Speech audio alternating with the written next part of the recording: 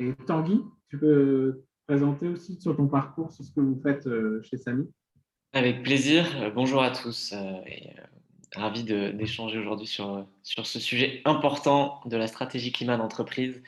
De mon côté, donc Tanguy Robert, moi je suis un des deux cofondateurs de Samy. Samy, on est une jeune startup qui existe depuis un peu moins de 2 ans et on a pour mission de démocratiser l'engagement climat des entreprises. Et donc on développe une solution en ligne qui permet à chaque entreprise de faire sa part pour le climat. Et donc, qu'est-ce que ça veut dire faire sa part pour le climat? Ben, on va voir ça un petit peu tout au long de l'atelier. Personnellement, mon parcours, j'ai une formation en droit, donc rien à voir ni avec les startups ni avec le climat, qui m'a en fait amené dans une startup qui s'appelle Legal Start, qui est une plateforme juridique en ligne. Donc j'ai une expérience en fait dans l'entrepreneuriat, pardon, dans le web, et qui m'a amené vers un projet beaucoup plus en ligne avec mes convictions personnelles, qui est Samy, qui est donc pour vraiment participer, essayer d'apporter ma pierre à la lutte contre le changement climatique. Super, merci beaucoup. Et Samy, qui est en cours de labellisation, qui devra avoir son rapport la semaine prochaine. Voilà, et il faut savoir que dans le label, et c'est important, hein, c'est un point qui est extrêmement valorisé que d'avoir fait son bilan carbone et puis de voir comment on s'inscrit dans une stratégie bas carbone et à quel niveau et à quelle échéance. Donc voilà, le label RSE Positive Workplace incite également, et pour avoir cette deuxième étoile, il faut avoir fait un bilan carbone, c'est une nécessité. Euh, Écoutez, je vais laisser la parole, je vais vous partager mon écran. N'hésitez pas à intervenir dans le chat si vous avez des questions, soit on répond à la volée quand vraiment c'est en lien direct. Sinon, on va les noter et puis je me permettrai de les poser à Tanguy ou Thaïs ou à un autre intervenant s'il y a besoin. Donc, partage tout de suite mon écran.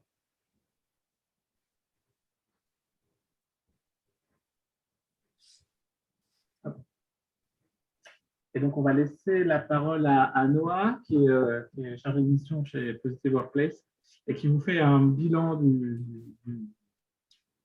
la dernière COP26 et sur ce qu'il faut retenir. Bonjour à tous. Du coup, comme Florent l'a introduit, on va juste faire un petit recap. Donc, je pense que tout le monde le sait, mais la COP26, donc, elle a eu lieu à Glasgow du 31 octobre au 13 novembre. Et il y a différentes mesures qui ont été prises. Donc, on va essayer de les décortiquer très rapidement. Donc, déjà, il y a deux sujets en fait assez phares qui ont été abordés. Notamment donc, sur les règles d'application de l'article 6 du traité de l'accord de Paris. Donc, pour vous expliquer rapidement, c'est donc en fait, cet article, il va un petit peu expliquer, enfin beaucoup expliquer le principe donc, des marchés carbone. Et donc, ça va permettre, en fait, il va expliquer en fait comment donc, échanger des réductions donc, d'émissions carbone entre pays. Et c'est hyper important parce que chaque pays, maintenant, chaque État a des lignes directrices à suivre, des objectifs de réduction des émissions de gaz à effet de serre. Et donc, sans en fait, cet article 6, on va dire que l'accord de Paris il était encore un peu bancal. Et là, ça va vraiment permettre de le préciser et de le mettre en application le plus rapidement possible. Et à savoir, il y a eu aussi beaucoup de discussions autour de l'adaptation donc, au changement climatique. Donc, comme je vous le disais, en fait, l'accord de Paris donc, a enfin été finalisé, si on peut dire ça comme ça. Et en fait, l'article 6, il va concerner à la fois les États, mais à la fois le secteur privé. Et du coup, les pays signataires, en fait, ils se sont tous accordés donc, sur un mécanisme d'ajustement et qui va empêcher toute la double comptabilité en fait, des émissions. Donc, c'est pour éviter que les réductions d'émissions pardon, soient comptabilisées deux fois, donc à la fois dans le pays acheteur et à la fois dans le pays vendeur. Il y a également, donc, en mesure phare, une trentaine de pays donc, qui représentent à peu près 40% des émissions mondiales qui se sont engagés donc, à baisser leurs émissions de gaz à effet de serre d'au moins 30% d'ici 2030 par rapport à 2020. Une nouveauté, et pas des moindres cette année, donc, ça a été en fait, le discours autour des émissions de méthane qui étaient souvent oubliées sur les autres événements phares, je dirais. Donc, il y a une centaine de pays qui se sont engagés à réduire leurs émissions de méthane de 30% aussi d'ici 2030 par rapport à 2020. Donc, il y a la Russie, un gros émetteur qui n'a pas rejoint, mais c'est déjà une avancée assez phare. Pas mal aussi de mesures qui concernent les énergies fossiles, notamment donc, la réduction, la sortie progressive, même si on ne peut pas parler de sortie parce que ça a été réfuté, mais la réduction progressive du recours au charbon. Donc, assez important également comme thématique. Seulement, donc, deux pays ne sont pas forcément engagés et se sont opposés au terme sortie, comme je vous l'avais dit, donc la Chine et l'Inde. Il y a également une coalition donc, d'une trentaine de pays pour mettre fin au financement donc, de projets d'énergie fossile à l'étranger d'ici 2022. Un autre sujet aussi important qui a été abordé, c'était le financement. Normalement, donc, il y a une aide qui devait être apportée donc, des pays les plus riches aux pays les plus impactés par le changement climatique, donc une aide de 100 milliards. Donc, le financement, il a été un petit peu reposé et il a été montré qu'il était nécessaire et qu'il fallait même doubler les montants pour arriver à quelque chose donc, de solide.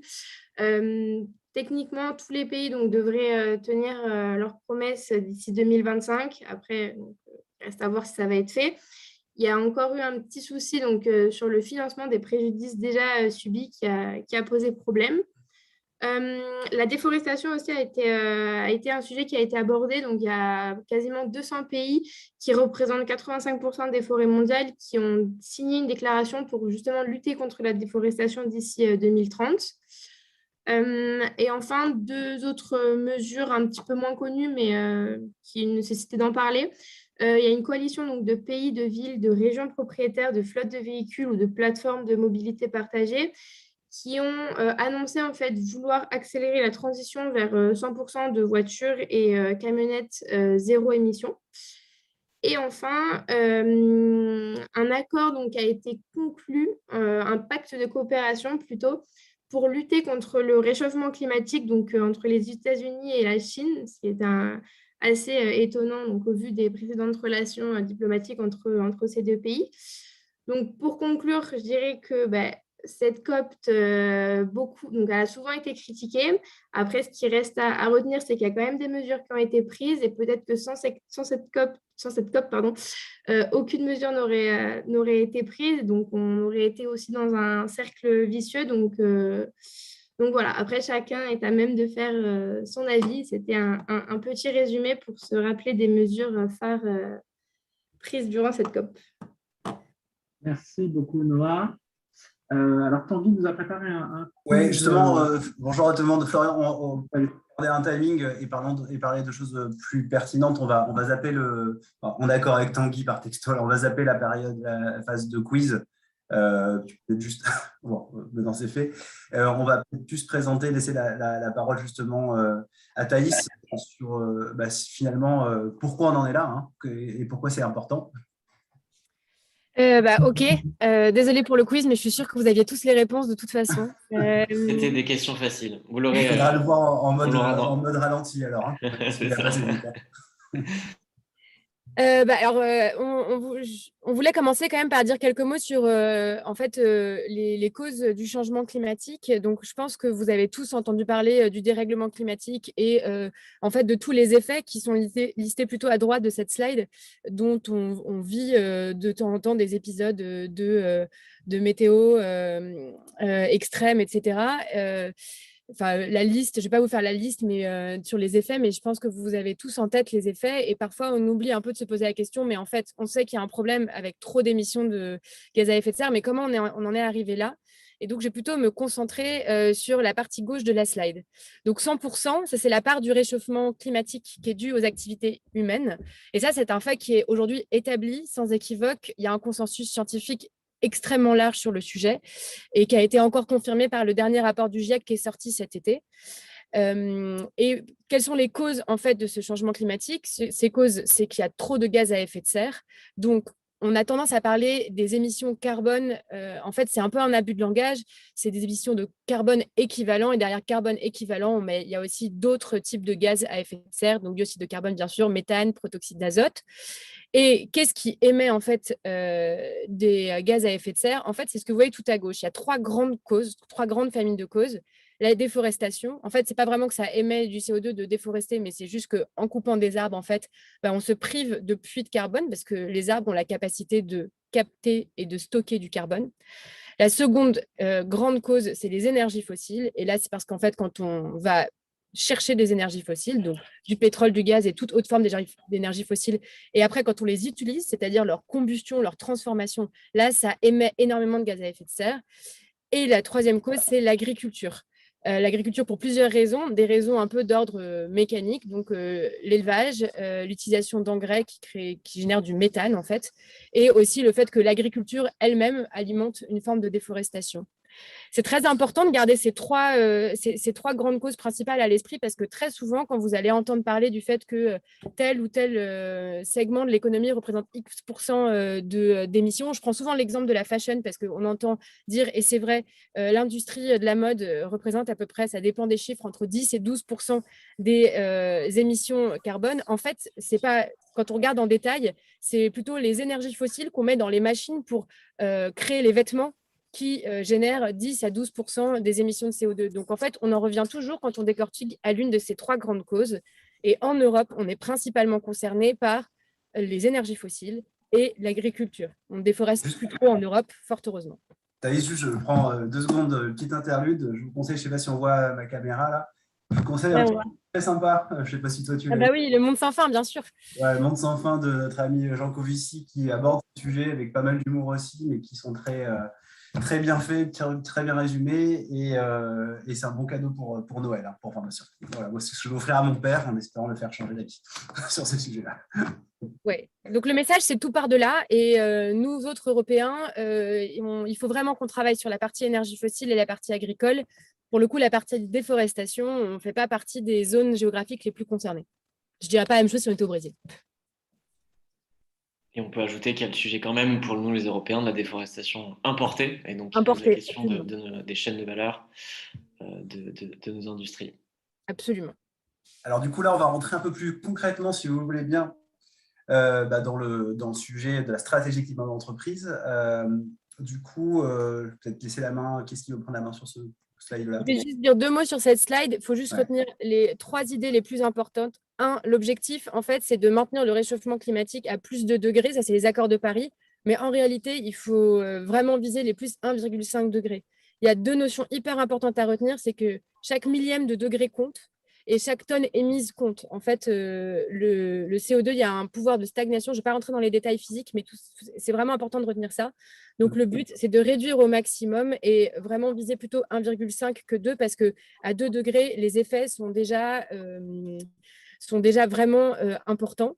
Pourquoi on a choisi cette limite de 2? C'est ce que vous voyez à droite de la slide, c'est ce qu'on appelle l'effet d'emballement. À partir de 2, on n'est plus capable de savoir s'il ne va pas y avoir des effets d'emballement avec des...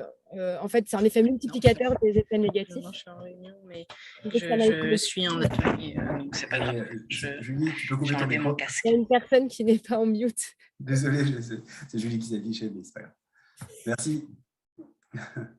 Donc, effectivement, c'est l'objectif aujourd'hui, c'était une intro, on va dire, au sujet hein, et la problématique. Le débat d'aujourd'hui ou le sujet d'aujourd'hui, c'est concrètement comment on peut construire sa stratégie climat d'entreprise. Donc, Tanguy, je vais te laisser la main là-dessus. On peut passer au slide suivant. Mais vous allez voir qu'il y a vraiment 3 grands principes et on va les aborder ensemble avec un cas, notamment un cas concret à la fin. Et l'objectif, surtout, n'hésitez pas, hein, je n'étais pas au tout début de la présentation, je suis désolé, j'étais pris par une autre réunion, mais n'hésitez pas à poser des questions sur le chat ou à interagir, lever la main. Le but, c'est que ce ne soit pas descendant. Hein, donc, voilà. Je te laisse la main, du coup, Tanguy, si tu veux. Ouais, super. C'était effectivement l'idée hein, de poser un petit peu le contexte d'actualité avec la COP26 et puis un petit peu aussi le sujet du changement climatique et comment tout ça s'applique en entreprise. C'était le sujet de l'atelier, hein, c'est comment construire sa stratégie climat d'entreprise. Aujourd'hui, l'idée, c'est d'avoir un petit peu justement des cadres, des référentiels qui permettent de bien structurer une stratégie climat d'entreprise.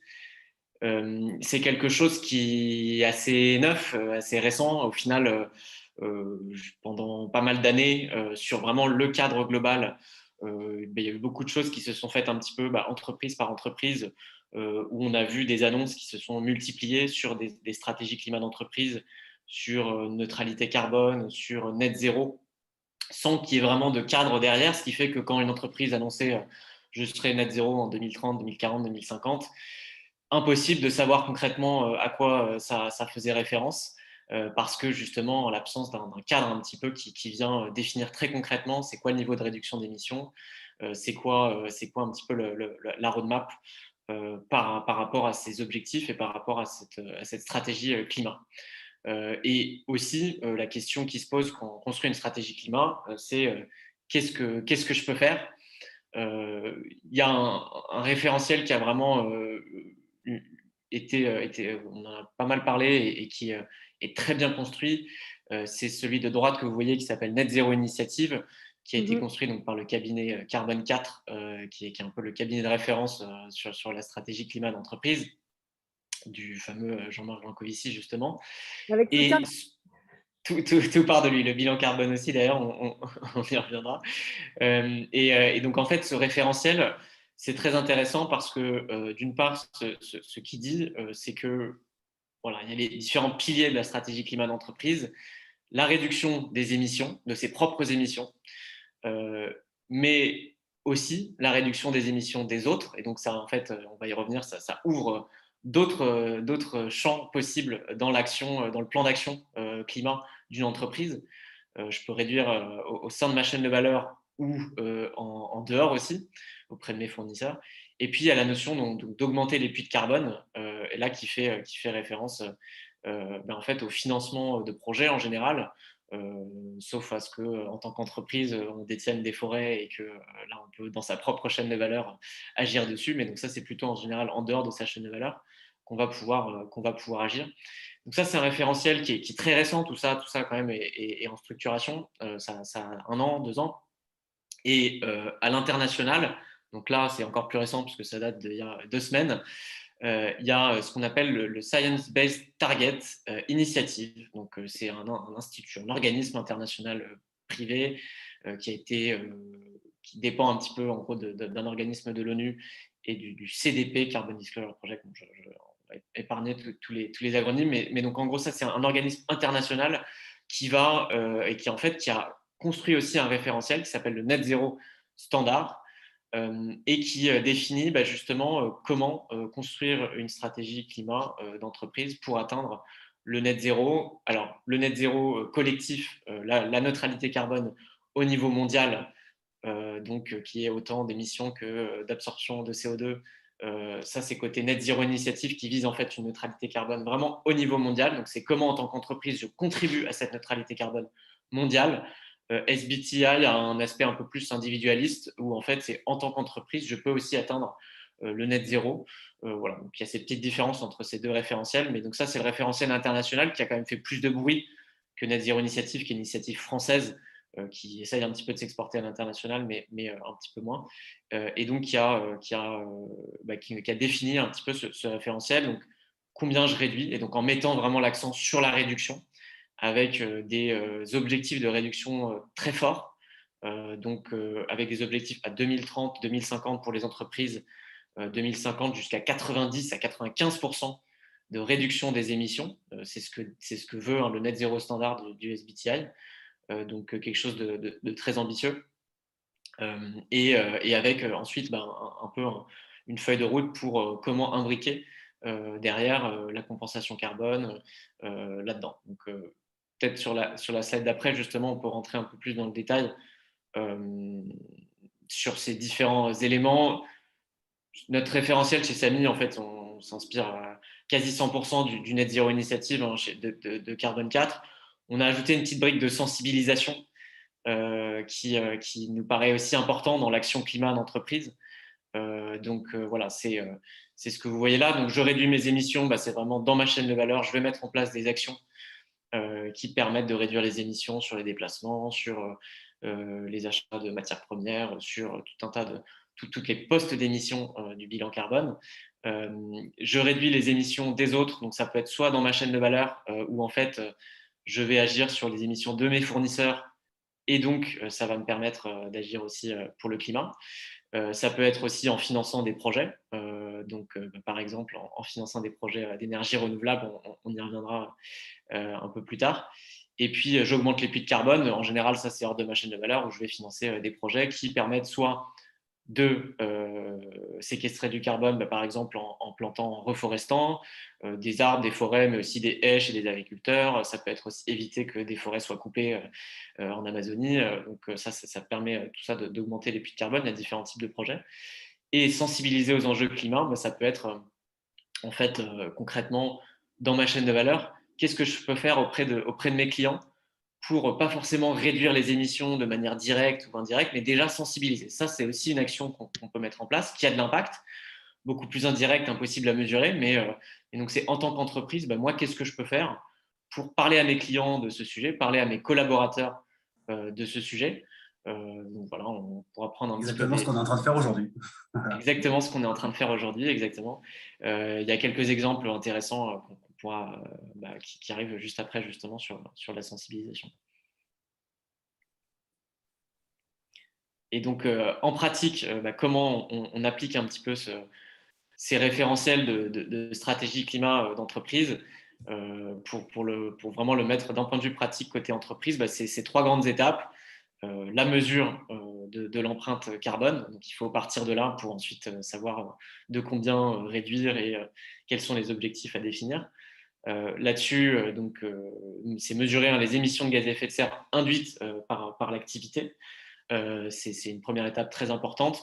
Il y a un cadre méthodologique français qui s'appelle bilan carbone, avec un grand B, un grand C et un petit R derrière, parce que c'est une marque déposée, qui a été créé par l'ADEME en 2004, qui a donc quasi 20 ans d'existence, créé donc notamment avec l'appui de Jean-Marc Jancovici, le revoilà, qui en fait est un cadre français, qui c'est la méthode la plus utilisée en France. Il y a une méthode internationale qui s'appelle Greenhouse Gas Protocol, GHG Protocol, qui est très similaire en fait, les deux méthodes d'ailleurs communiquent entre elles. C'est très facile de transformer un bilan carbone en méthode GHG Protocol. Voilà, ça, c'est des méthodologies qui définissent comment mesurer un bilan carbone. Juste, on n'a pas parlé de l'aspect réglementaire, on parle de BEJ aussi et de bilan carbone. Tu peux faire la différence entre les deux et rappeler réglementairement à quoi sont tenues les entreprises? Malheureusement, c'est encore sur des plutôt grandes entreprises, mais… Oui, tout à fait. Sur la réglementation, donc il y a le BGS, effectivement, pour bilan de gaz à effet de serre, qui a été institué par la loi Grenelle 2, donc il y a une dizaine d'années, qui oblige les entreprises de plus de 500 personnes à effectuer en fait un bilan carbone, mais réduit au scope 1 et 2. Et donc, scope 1 et 2, il y a ça juste après qui aborde un peu plus en détail la mesure, mais qui, en fait, concrètement, correspond aux émissions directes. Donc, c'est dans mon entreprise, j'ai des émissions directes. J'ai un bureau, il y a un chauffage au gaz, je brûle du gaz, il y a des émissions. J'ai des voitures qui roulent au diesel, le diesel brûle, j'ai des émissions. Ça, c'est des émissions directes, c'est le scope 1. Et le scope 2, c'est en fait les émissions indirectes, mais uniquement liées à l'énergie. En gros, l'électricité. Alors, il y a d'autres petits trucs potentiellement. Mais donc, voilà, c'est assez restreint. Pour des entreprises de services, scope 1 et 2, en général, c'est 5% du bilan carbone, 5-10%. Donc, c'est vraiment pas du tout le principal. Des entreprises industrielles, ça peut être un peu plus important, 10, 15, 20%. Mais voilà, c'est pas l'intégralité. C'est pour plus de 500 personnes. Mais on va y revenir juste après. Ça va peut-être bouger très bientôt. Et donc, ça, c'est la première brique. Juste pour revenir sur la slide d'avant, une fois qu'on a mesuré, c'est agir, définir un plan d'action avec les différents leviers dont on a parlé, réduire ses émissions, mais aussi potentiellement celles des autres et sensibiliser. Donc voilà, ça c'est aussi l'avantage de ces référentiels qui ont été créés, c'est de dire, c'est pas que mesurer, réduire, compenser. Il y a d'autres choses possibles dans l'action, dans le plan d'action, que la réduction d'émissions. Bien sûr, c'est le principal, c'est le plus important. Mais il ne faut pas oublier qu'on peut aussi agir d'une autre manière en sensibilisant, en allant chercher des réductions chez les autres.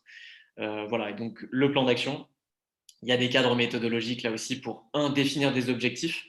Donc Science Based Target, qui est justement ce qui a créé ce référentiel Net Zero Standard, c'est un cadre méthodologique pour définir des objectifs alignés avec les accords de Paris. Ce n'est pas obligatoire, on peut après définir un peu ses propres objectifs, mais ça, c'est aussi des standards, des référentiels qui sont quand même pas mal développés pour des grandes entreprises, des grands groupes. C'est applicable aussi à des PME, mais parfois un petit peu moins flexible. Donc voilà, c'est pas des cadres qu'il faut forcément appliquer à tout le monde. Il y a la méthodologie acte pas à pas. Alors ça, c'est plutôt une méthodologie de gestion de projet en fait. Donc c'est une fois que j'ai fait mon bilan carbone, comment je définis mon plan d'action. Et donc avec des étapes très cadrées pour définir en fait le plan d'action de réduction d'émissions et commencer à l'implémenter. Donc ça, c'est l'ADEME qui a développé ce cadre méthodologique. Pareil, c'est un très bon cadre, pas forcément adapté à tout le monde, voilà, mais donc c'est un cadre qui peut être très important. Juste préciser une chose sur ce que tu viens de dire, Tanguy. Sur SBTI, en fait, la grande différence entre les deux méthodologies, c'est qu'il y en a une où SBTI, on vous demande de mettre en place des objectifs et il n'y a pas forcément d'accompagnement sur comment vous allez atteindre les objectifs. ACT, c'est en ça que ces deux méthodologies qui sont complémentaires et en fait très différentes. ACT, pas à pas, l'idée c'est vraiment justement pas que de laisser l'entreprise seule avec ses objectifs et débrouille-toi pour y arriver, c'est tout un arsenal méthodologique qui permet en fait de mettre en route un plan d'action. Donc en ça, ça complète bien ce que tu dis sur le fait que souvent, les entreprises qui se sont saisies de cette méthodologie ACT, comme c'est tout un cadre méthodologique plus précis, c'est plutôt des grandes entreprises. Mais après, on voit de plus en plus de PME, ETI, en fait, se baser là-dessus parce que la seule définition des objectifs leur donnait pas suffisamment d'outils pour parvenir à leurs objectifs. Donc, une fois qu'elles ont dit, on va arriver là, elles ne savent pas très bien quelle route prendre, quoi. Exactement, et c'est deux étapes de la chaîne de valeur du plan d'action, c'est définition d'objectifs SBT, qui peut s'intégrer dans une démarche plus large de vraiment pilotage du plan d'action avec acte pas à pas. Voilà, donc, certains de nos clients, on peut les accompagner via la méthodologie acte pas à pas. Certains non, parce que plus mature et pas forcément besoin de ce cadre méthodologique, ça dépend. Mais c'est un cadre qui est très, très utile justement pour faire un plan d'action ambitieux et cadré qui soit bien ensuite implémenté en interne. Donc ça, c'est vraiment la brique plan d'action. Et une brique alors qui fait partie de l'action au final, mais qui est quand même de nature assez différente. Donc c'est vrai qu'on a l'habitude de la séparer. C'est la brique de contribution. Donc pareil, je pense que Thaïs va bien en parler en détail. Sachant qu'on parlait le vocabulaire a changé sur cette étape. Ouais. On a beaucoup parlé de compensation et puis là maintenant on est un peu plus modeste sur ce sujet-là. En fait, juste pour préciser un peu ce glissement sémantique qui vient en fait de la Net Zero Initiative qui a été une des initiatives qu'on a soutenues avec Carbone 4. Pendant longtemps, la compensation carbone, le terme de compensation carbone, en fait, la compensation carbone n'a pas été forcément utilisée à des bonnes fins et donc du coup, le terme est devenu un peu galvaudé. C'est-à-dire que la compréhension était de dire puisque j'ai compensé mes émissions, c'est comme si mes émissions n'avaient jamais existé, ce qui est absolument faux. Et donc, du coup, on a proposé un nouveau terme qui est la contribution carbone, qui est un peu plus proche de la réalité. Et s'il fallait le résumer en une phrase, c'est de dire, puisque mon activité contribue à générer des émissions de gaz à effet de serre, je vais aller financer des projets qui, eux, vont contribuer à éviter des émissions ou à en capturer. Donc, c'est plus cette notion un peu magique de on a annulé nos émissions, ça n'existe pas. En revanche, il est possible de contribuer à l'échelle de notre de contribuer positivement, j'ai envie de dire, à l'échelle de nos contributions négatives qui nous concernent tous. Voilà, donc c'est un glissement sémantique qui d'ailleurs a été un petit peu validé par l'ADEME, qui a rendu un avis sur le sujet. On a failli d'ailleurs dans la loi climat avoir une interdiction de dire pour une entreprise de se dire neutre en carbone et donc de compenser son empreinte carbone. Au final, ce n'est pas passé. Mais donc, voilà, c'est vraiment un glissement sémantique qui est assez récent encore là aussi, hein, mais qui est un peu en train de s'installer. En France, pas mal. À l'international, c'est encore un petit peu plus balbutiant, mais ça arrive aussi typiquement voilà, des organes comme Gold Standard ou justement SBT commence à se dire que ça sera peut-être bien de changer le mot offset par quelque chose d'autre. C'est un glissement sémantique. Alors, derrière, le principe reste le même, hein, c'est financer des projets qui contribuent à la neutralité carbone, mais qui permet peut-être d'éviter les écueils qui ont eu lieu avec le mot compensation, qui fait qu'on s'est retrouvé avec peut-être des entreprises qui ont fait du greenwashing, parfois sans le vouloir, par exemple en ayant de l'essence à la pompe neutre en carbone. Bon, là, les consommateurs se disent qu'il y a un problème. Donc voilà, c'est un changement qui a son importance. Super. Il y a Julien qui disait le net zéro standard SBTi autorise de dire qu'on est neutre uniquement. Hop, désolé. Quand on est neutre uniquement si on a atteint son objectif de long terme, généralement plus de 90% de réduction de ses émissions scope 1, 2, 3. Oui, tout à fait. C'est très récent et ça a été le fruit d'une longue lutte. Ouais. Voilà. Mais donc, effectivement, bon, après, ça n'a pas des détails, mais le SBTi, donc ce net zéro standard, autorise quand même à dire pour une entreprise qu'on est neutre en carbone. Est-ce que ça va changer? Voilà, c'est vrai que la position de plutôt dire on contribue à la neutralité carbone mondiale est plus juste scientifiquement. Donc, peut-être qu'il y aura des évolutions du SBTi. Et tu veux que je réponde direct à la question suivante ou on la garde pour… Regardons, oui, j'ai vu, Mafana, merci pour ta question. On va la garder plutôt pour ta partie à toi à la fin. Ok. Si ça ne te dérange pas. Ouais, parfait. Super. Et peut-être du coup sur le bilan carbone, on en a déjà pas mal parlé, hein, mais donc en fait sur la mesure d'impact carbone, voilà, la méthodologie bilan carbone est quand même celle qui est la plus utilisée en France, qui est déjà assez mature, donc qui couvre l'ensemble des 3 scopes, donc on en a aussi déjà parlé, en sachant qu'on n'a pas défini le scope 3, mais si on devait le définir, c'est en fait tout le reste. donc voilà, ce qui va notamment avoir lieu sur le transport amont, aval, si il n'est pas détenu par l'entreprise, sur les achats de biens et services, sur les déplacements domicile-travail des collaborateurs, tout ça, ça fait partie du scope 3, donc ça peut être assez large. Ce qu'il faut quand même retenir sur le bilan carbone, c'est que donc comment ça marche déjà, c'est je prends des données d'activité dans l'entreprise, par exemple des kilomètres en voiture, des gigaoctets sur des serveurs, et je vais les traduire en CO2 avec ce qu'on appelle des facteurs d'émission. Et donc, par exemple, c'est 1 kWh d'électricité en France en moyenne, c'est 55 grammes de CO2. Et donc ça, c'est ces facteurs d'émission qui se retrouvent dans des bases de données après en France ou à l'international, qui permettent de faire ces calculs. Et donc ce que ça veut dire, c'est que ce n'est pas une science exacte, hein, le calcul d'empreinte carbone, c'est toujours des estimations qui vont être plus ou moins précises. Et donc, le niveau de précision, en fait, il va vraiment dépendre de justement à quel point les données vont être fines et aussi à quel point les facteurs d'émission vont être précis. Évidemment, derrière, ce que ça veut dire aussi, c'est que potentiellement, plus on va vouloir atteindre un niveau de précision élevé, plus il va falloir y passer du temps. Voilà. Donc, il y a toujours un arbitrage à faire entre justement quel est le niveau de précision qui me satisfait, qui me permet d'avancer sur un plan d'action qui soit cohérent. Et ça, c'est quelque chose de très important. Et en général, dans la stratégie climat d'entreprise, en fait, au fur et à mesure des bilans carbone, au fur et à mesure qu'on gagne en maturité, on va pouvoir un petit peu justement aller préciser certaines catégories pour aller plus loin dans sa démarche. Et derrière, ce que ça veut dire aussi, c'est que il y a une phase de collecte de données et de calcul qui se faisait traditionnellement sur des fichiers Excel. Aujourd'hui, il y a des solutions en ligne comme Sani qui existent pour essayer de simplifier justement cette collecte de données et ce calcul pour que ça soit plus simple.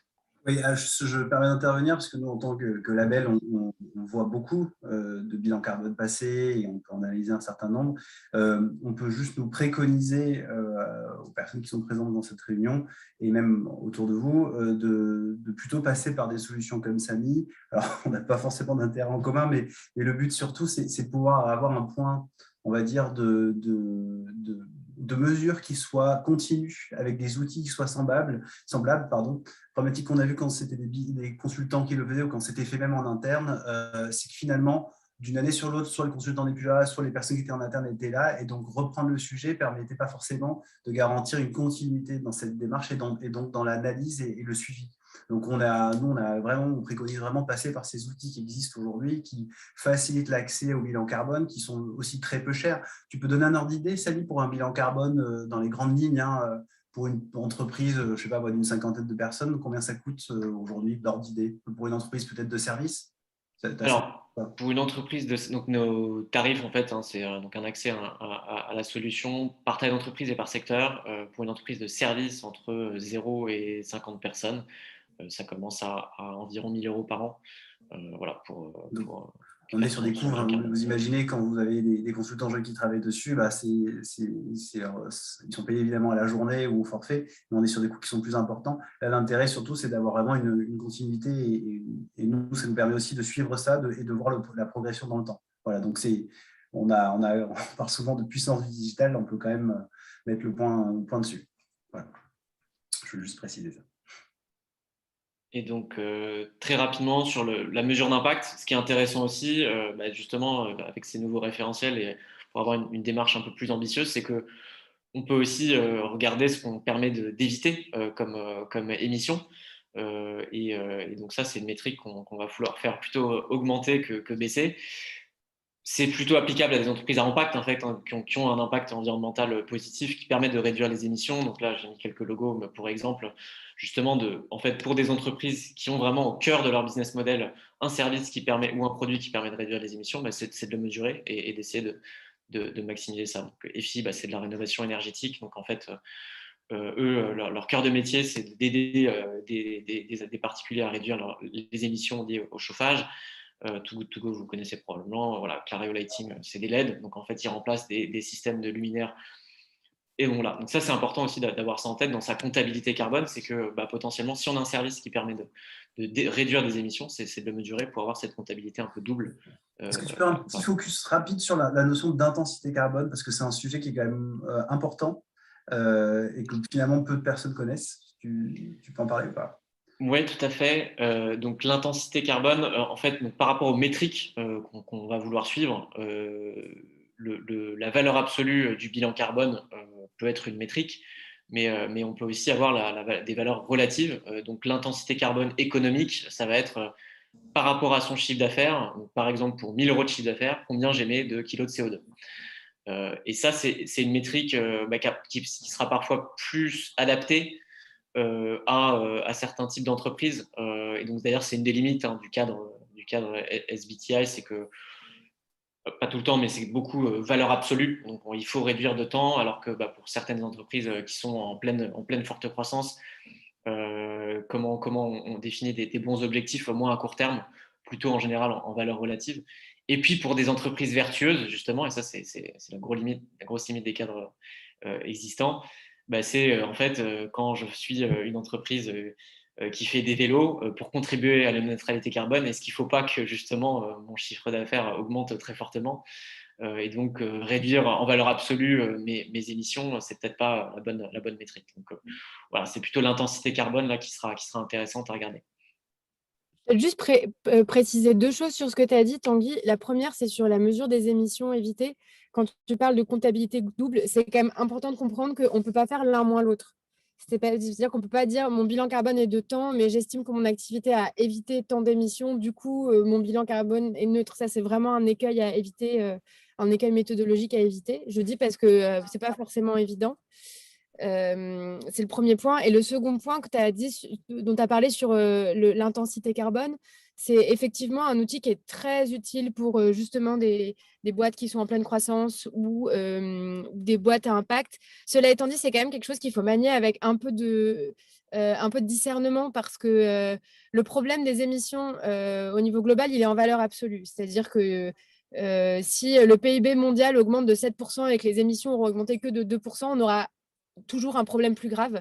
Donc, du coup, il faut bien faire attention à faire ce travail de discernement sur le type d'entreprise qu'on est, notre activité, comment on se positionne, quel est notre produit, quelle est notre croissance, pour utiliser l'intensité carbone plus comme indicateur plutôt que comme objectif. Je ne sais pas si c'est clair. Oui, après, il y avait aussi la notion dont parlait d'intensité carbone sur la partie économique, mais aussi la partie humaine, c'est-à-dire qu'on peut aussi le rapporter au nombre de collaborateurs. Voilà. Absolument. C'est vrai. Il y a une question de Camille. Merci Camille pour ta question. Comment est géré l'effet rebond dans la comptabilité carbone pour des entreprises qui ont une action sur les émissions évitées? C'est une excellente question. Je peux répondre, mais si tu veux répondre, Tanguy. Vas-y, Thaïs, je pourrais compléter éventuellement, mais je t'en prie. En fait, c'est une excellente question et ça dépend énormément du type d'entreprise desquelles on parle. Par exemple, sur les 3 exemples qu'a cité Tanguy, sur les LED, effectivement, l'intuition, c'est que d'installer des LED, ça va permettre de réduire la consommation d'électricité liée aux ampoules et que par conséquent, au final, ça va permettre d'éviter des émissions. Ça, c'est une intuition. Et en fait, dans la vraie vie, il faut aller le vérifier avec des vraies données. Et c'est vrai que quand il y a un effet rebond, parfois, ça ne se vérifie pas. C'est pour ça qu'on ne peut pas faire l'un moins l'autre, du bilan carbone moins les émissions évitées, parce que très souvent, le calcul de la mesure des émissions évitées, elle repose sur des intuitions théoriques qui sont parfois suffisamment fouillées pour être un peu plus que uniquement de la théorie. On est capable d'y apporter de la donnée, mais pas toujours. Donc, l'effet rebond, c'est quelque chose qui est important à comptabiliser.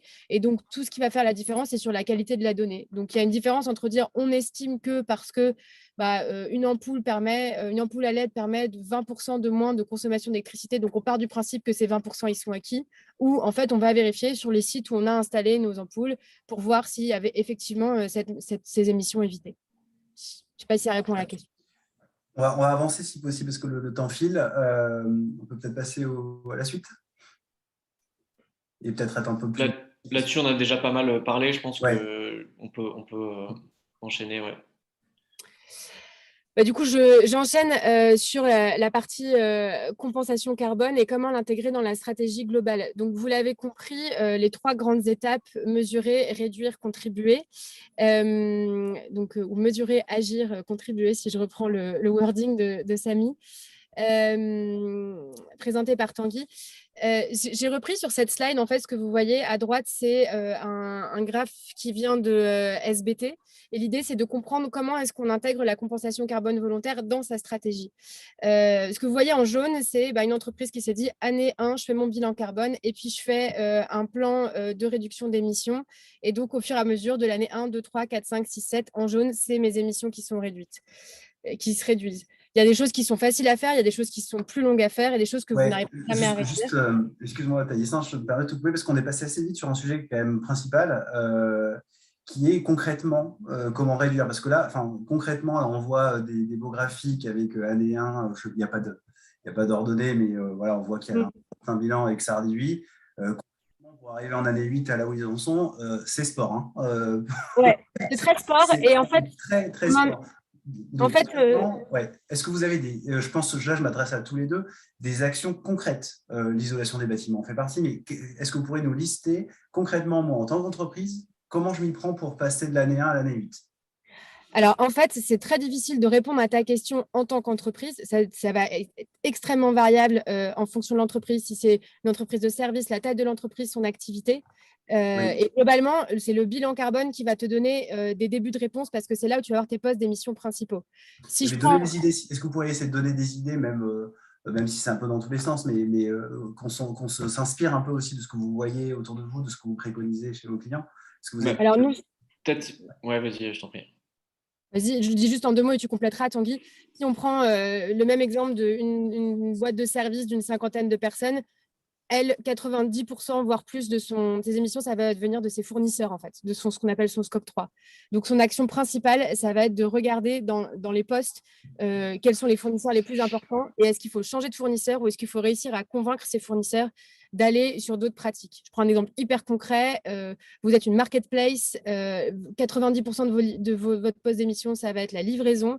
Et donc, du coup, ça va être soit trouver des fournisseurs de livraison qui ont fait un effort sur les types de véhicules qui font rouler et donc les émissions associées à ça, soit repenser un peu la manière dont vous faites votre supply chain pour pouvoir réduire, optimiser par rapport aux livraisons. Et l'autre exemple qui est complètement l'inverse, vous êtes une boîte industrielle où vous manufacturez des produits, vous avez des usines. Là, tout va se jouer sur globalement quel type de combustible vous utilisez dans votre usine. En fait, ça va être ça. En France, ça va être ça, le nerf de la guerre. Ça va être quel type de combustible vous utilisez. Si vous utilisez du gaz, du fioul, du pétrole, c'est là qu'il faut concentrer les efforts en premier. C'est très schématique. Je te laisse compléter, Tanguy, parce qu'il y a plein d'autres choses. Mais... Oui, si on peut avoir une idée un peu large, c'est important. Ouais, je pense que si on revient à la slide d'avant, c'est vrai qu'on est passé vite. Il ne nous reste pas énormément de temps, mais c'est évidemment le point le plus important, c'est ce plan d'action. Donc, j'aurais pas dû te dire de la passer. C'est donc sur la réduction des émissions. Et après, donc, il y a les autres points qu'on peut aussi aborder dans le plan d'action. En fait, l'idée, c'est que il y a des centaines et des centaines d'actions qu'on peut envisager dans un plan d'action. On a une base de données chez Samy avec plus de 200 actions, justement, un petit peu déjà clés en main, qu'on va pouvoir proposer à nos clients. Et puis après, on pourra être capable de définir des actions sur mesure. Si on prend l'exemple d'une boîte de service, il y aura la partie bureau où on peut mettre en place tout un tas d'actions sur du seconde main, sur du reconditionné pour équiper les bureaux, en mobilier, en équipement informatique. Et ça va permettre de réduire les émissions. Les gestes pour faire baisser la facture d'électricité et donc les émissions associées à l'électricité. Ça peut être sur les déplacements, mettre en place de la mobilité douce, essayer de réduire au maximum le taux de voiture via du covoiturage, via du vélo, etc. Donc, c'est des choses, je pense, que la plupart des gens ont en tête. Mais en fait, l'idée, c'est que derrière, parfois, c'est difficile de mesurer concrètement l'impact de oui, mais d'accord, je passe sur une flotte IT reconditionnée, mais c'est quoi concrètement l'impact? Et c'est tout l'objectif d'un bilan carbone, c'est d'essayer de prioriser justement en fonction de l'impact les actions qui vont nous permettre de réduire les émissions. Donc ça, j'ai donné quelques exemples pour des entreprises de services, pour des entreprises industrielles ou qui fabriquent des produits. Effectivement, il y a un vrai sujet sur l'éco-conception et donc c'est se poser la question des matières premières. Et effectivement, derrière les matières premières, c'est l'agriculture et les énergies fossiles, hein, comme le disait Thaïs, c'est intéressant comme vision. Et donc, c'est s'orienter plutôt vers des matières premières plutôt bas carbone et potentiellement sur des pays de production. Donc voilà, la relocalisation, c'est quelque chose de très, très important où la production est moins carbonée. Voilà, ça, c'est le genre de choses qui sont très importantes qu'on va regarder en détail dans des plans d'action de réduction d'émissions. Mais comme je le disais, il y a aussi d'autres choses. C'est aller voir ses fournisseurs. Donc, nous, dans les plans d'action Samy, on a un peu des emails types qu'on va envoyer à tel ou tel fournisseur, justement, pour aller l'embêter, un peu toquer à la porte. Bon, toi, tu fais quoi sur le sujet, etc. Et essayer de sensibiliser, potentiellement de changer de fournisseur si vraiment c'est un fournisseur peu vertueux. Ça peut être aussi changer un petit peu son business model. Et donc ça, c'est vraiment quelque chose de plus lourd pour en fait développer nous ce qu'on appelle des offres bas carbone. Donc en fait, des solutions qui vont permettre à ses clients de réduire des émissions. Donc voilà, c'est des sujets beaucoup plus structurels, hein, mais c'est par exemple, en fait, je donne un exemple débile, hein, mais c'est pour donner une idée. Je fais des voitures, en fait, je vais me mettre à faire des vélos parce que c'est beaucoup plus bas carbone. Ça permettra à mes clients de réduire leurs émissions. Le sujet de la sensibilisation des collaborateurs avec des ateliers que vous connaissez peut-être, comme Fresque du climat ou MyCO2, etc. Ça, c'est important. Sensibilisation, ça peut être des clients aussi, hein, donc avec du contenu. Je suis un média, en fait, je parle de plus en plus du changement climatique à mes lecteurs. Je suis une marque, en fait, dans mon blog, je vais parler de l'impact environnemental de mes produits et je vais expliquer, je vais sensibiliser. Voilà, ça fait aussi partie du plan d'action. On peut reprendre sur le Thaïs et sur la partie contribution, justement, si c'est possible. Ouais, et donc du coup, ça fait une transition qui est beaucoup mieux, effectivement. Donc, tout ce dont on vient de parler, c'est un peu sur le graphique, ce qui est en jaune. Et ce qui est en vert, c'est le rôle de la compensation carbone. C'est justement pendant la phase où on est en train de mettre en place ces plans d'action et ces plans de réduction, on peut utiliser la compensation carbone et c'est optionnel. Je dis bien, c'est hyper important, c'est volontaire et c'est optionnel pour contribuer à hauteur de tout ce qu'on n'a pas encore réussi à réduire. Et vous voyez que sur mon graphe, on a mis en 8 ans, on l'a repris de SBTi, mais il y aura toujours ce qu'on appelle des émissions résiduelles. Donc, même après votre meilleur effort sur le scope de l'entreprise, il y aura toujours des émissions résiduelles. Et là, ça a du sens de mettre en place une stratégie de contribution carbone pérenne dans le temps pour compenser ces émissions qu'on appelle résiduelles. Je précise que quand nous respirons, nous émettons du carbone. Du carbone tout le temps, quoi qu'il arrive. Mais là où j'insiste sur deux aspects importants de la compensation carbone, c'est qu'on pourrait tenter de se dire, tout ce que je n'ai pas réussi à réduire, je vais aller compenser 100%. Comme ça, je suis sûre de bien faire. Ce n'est pas forcément la bonne méthode. c'est important de regarder poste par poste les choses sur lesquelles, là, on a une action directe. Je prends un exemple. Ce fournisseur, je sais que je suis son client principal. Donc, si je lui dis de changer, probablement qu'il va changer. Ou au contraire, ce fournisseur, je sais que je représente 1% de ses commandes. Et si je lui dis de changer, peut-être qu'il ne va pas m'écouter tout de suite parce que je n'ai pas de poids. Donc, c'est important de se poser la question du poids qu'on a dans la partie réduction avant de se poser la question de la compensation. Thaïs, je sais que tu as encore pas mal de slides, mais j'aime bien le timing. Est-ce que tu peux assez rapidement présenter les grands mécanismes de la compensation carbone volontaire notamment, et surtout qu'on voit la partie cas client que je trouve intéressante, ouais. Et puis qu'on laisse un peu de temps de questions-réponses aussi. On terminera à midi, on va dire, sur tout ce qui est présentation, puis on se laissera 5-10 minutes pour ceux qui ont le temps de questions-réponses en dehors qui ne seront pas enregistrées sur cette présentation. Voilà. D'accord.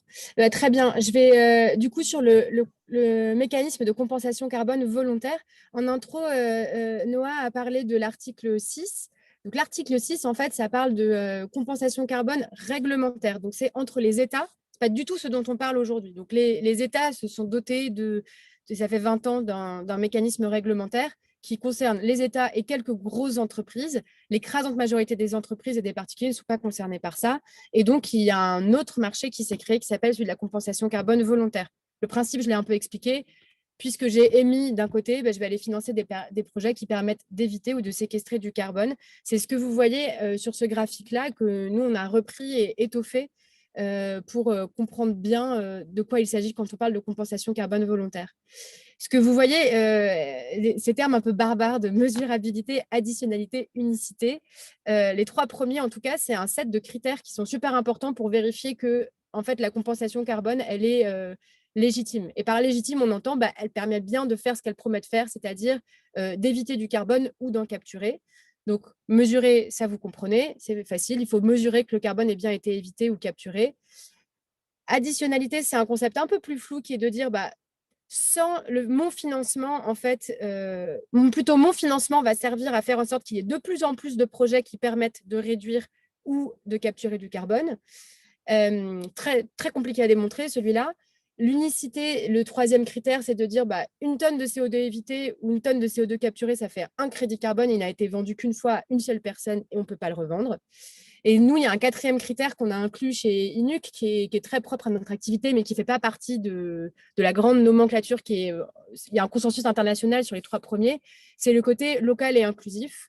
Local, pourquoi? Alors, quand on dit local, nous, on pense à l'échelle européenne parce que en fait, on pense qu'il est important de commencer, surtout pour les économies un peu post-industrielles que sont de commencer à décarboner chez nous. Il y a beaucoup, beaucoup à faire. Je parlais des énergies fossiles en introduction.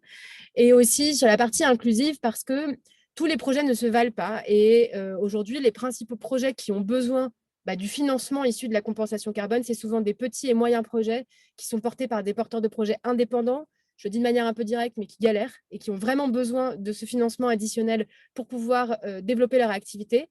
Et c'est une bonne nouvelle pour nous parce que leur activité permet de décarboner. Et nous, c'est vraiment l'objectif qu'on cherche à atteindre, c'est décarboner au maximum sur la compensation carbone volontaire. Donc ça, c'est les trois critères qui sont super importants.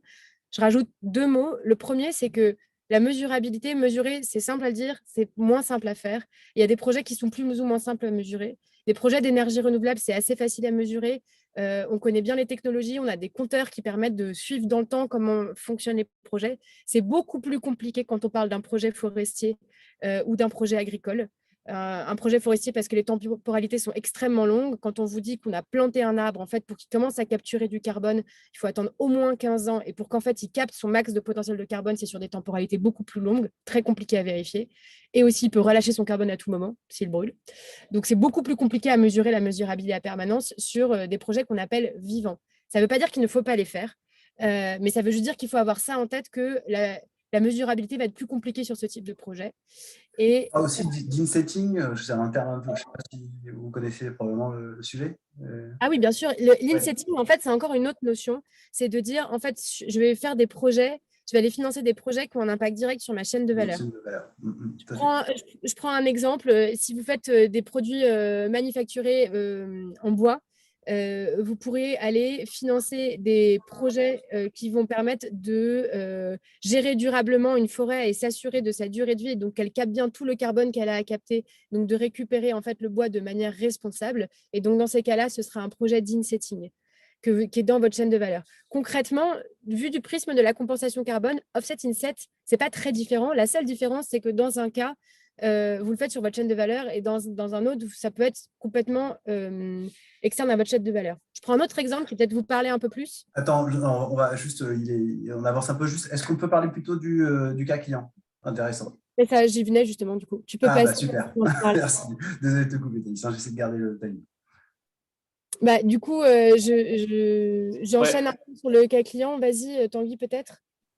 Peut-être pour commencer effectivement sur la partie un petit peu bilan carbone sur le début de la stratégie climat, donc de cette entreprise Wopilo, je ne sais pas si ça vous dit quelque chose, qui est une marque de literie qui est connue notamment pour ses oreillers mémoire de forme, qui est une marque française qui donc qu'on a accompagné chez Samy dans la définition de sa stratégie climat, et donc d'abord dans la mesure de son bilan carbone. Où donc on voit que en fait, rien qu'en lisant le graphique, on peut s'apercevoir qu'il y a deux gros leviers importants. Ça va être à la fois sur les matières premières et à la fois sur la fabrication.